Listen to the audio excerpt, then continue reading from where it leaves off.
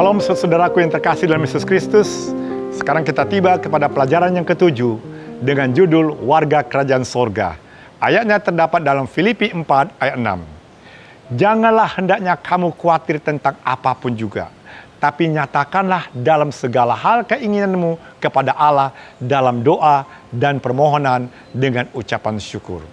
Saudara, hari ini kita akan membahas dan merenungkan satu perkataan Rasul Paulus yang sering kita baca berulang-ulang, namun jarang kita izinkan untuk mengguncang kehidupan kita. Paulus berkata dalam Filipi 3 ayat 20, kewargaan kita adalah di sorga. Ini bukan slogan rohani dan juga bukan kalimat penghiburan, tapi ini adalah deklarasi identitas. Dan identitas ini selalu menentukan cara berpikir kita, cara hidup kita, cara kita memilih, dan arah pengharapan. Karena itu pelajaran minggu ini, saudaraku, tidak terutama menanyakan apa yang kita percaya, melainkan siapa kita sebenarnya. Apakah hidup kita sungguh mencerminkan bahwa kita adalah warga kerajaan sorga? Mari kita bahas hari Minggu dengan tema panutan. Panutan yang kita ikuti akan menentukan arah hidup kita. Paulus berkata dengan sangat tegas, ikutilah teladanku dalam Filipi 3 ayat 17. Namun hampir seketika ia juga memperingatkan, ada banyak orang hidup sebagai seteru salib Kristus dalam ayat 18 dan 19. Ini menunjukkan ada satu kebenaran penting, bahwa tidak semua yang tampak rohani sedang berjalan ke arah yang benar. Ada orang yang berbicara tentang Tuhan, namun mereka menolak salib. Ada yang religius, tapi pikirannya sepenuhnya terikat pada dunia. Makanya Paulus menyebutnya dengan jujur, Allah mereka ialah perut mereka dalam Filipi 3 ayat 19. Sebaliknya, Paulus juga menunjuk kepada teladan yang berbeda, agar kita mau memiliki kehidupan yang rela memikul salib. Lukas 9 ayat 23, hidup sederhana. 1 Timotius 6 ayat 6-8, dan setia meski tidak populer. Matius 10 ayat 22. Pena Inspirasi saudaraku juga menegaskan prinsip rohani ini dengan memandang kita diubahkan, yang ditulis dalam buku The Great Controversy halaman 555. Kita meniru apa yang kita kagumi. Selected Messages jilid 1 halaman 127. Artinya sudah jelas, apa yang terus kita pandang, itulah yang membentuk kita. Maka pertanyaan yang perlu kita ajukan bukan siapa yang paling terkenal, melainkan siapa yang paling membawa Anda dan saya mendekat kepada Kristus. Nah, sekarang kita masuk pelajaran hari Senin dengan tema kewarganegaraan sorga.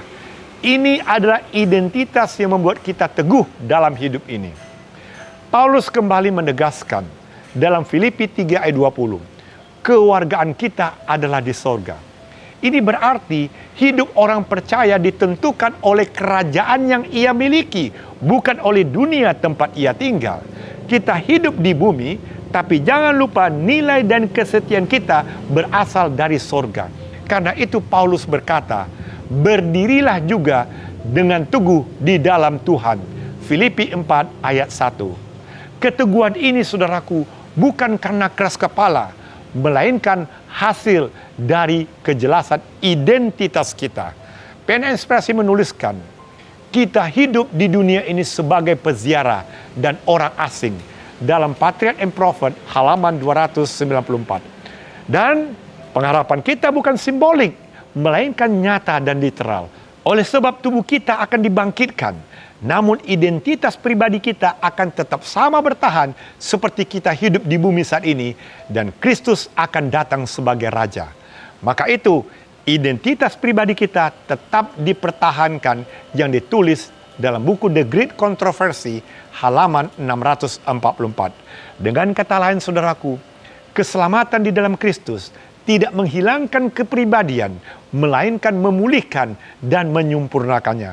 Inilah yang membuat Anda dan saya sebagai warga kerajaan sorga yang mampu berdiri teguh di dunia yang goyah.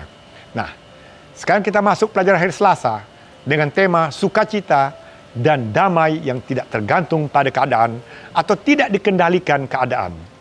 Paulus menulis dari penjara. Dalam buku Filipi 4 ayat 4 dituliskan, bersukacitalah senantiasa dalam Tuhan. Tulisan Paulus ini bukan dorongan emosional, melainkan perintah rohani. Sukacita Kristen, saudaraku, tidak lahir dari situasi yang ideal, tapi dari hubungan yang hidup dengan Kristus. Paulus selalu memberi petunjuk yang sangat praktis. Janganlah hendaknya kamu khawatir tentang apapun juga, tetapi nyatakanlah dalam doa dan permohonan dengan ucapan syukur dalam Filipi 4 ayat 6. Hasilnya, kita bukan sekadar rasa lega, tetapi damai Allah yang menjaga hati dan pikiran Anda dan saya. Itulah kuncinya. Yesus sendiri berkata, damai sejahtera ku tinggalkan bagimu. Yohanes 14 ayat 27. Dan pena inspirasi juga sudah menuliskan bahwa doa adalah membuka hati kita kepada Allah seperti kepada seorang sahabat dalam buku Step to Christ halaman 93. Jadi damai Allah tidak selalu mengubah keadaan, tetapi damai dari Allah selalu menjaga setiap hati yang berserah. Nah, sekarang kita masuk pelajaran hari Rabu. Pikiran adalah sebagai medan perang rohani, saudaraku. Paulus melanjutkan dengan satu perintah penting dalam Filipi 4 ayat 8. Pikirkanlah semuanya itu. Ayat ini, saudaraku, bukan sekedar ajakan berpikir positif, melainkan strategi peperangan rohani. Pena inspirasi sangat jelas mengatakan, pikiran mengendalikan seluruh pribadi manusia. Dalam buku Mind, Character, and Personality jilid 2 halaman 72. Dan jilid 2 halaman 659 dikatakan, setiap pikiran harus ditundukkan kepada Kristus. Jadi apa yang kita izinkan masuk ke dalam pikiran, itu akan menentukan arah hidup kerohanian kita.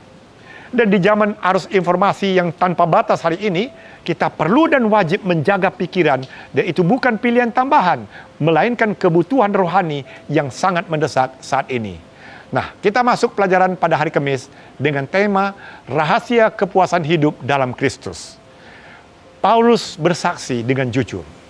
Dalam Filipi 4 ayat 11, aku telah belajar mencukupkan diri. Perhatikan, ternyata kepuasan itu dipelajari, bukan diwarisi.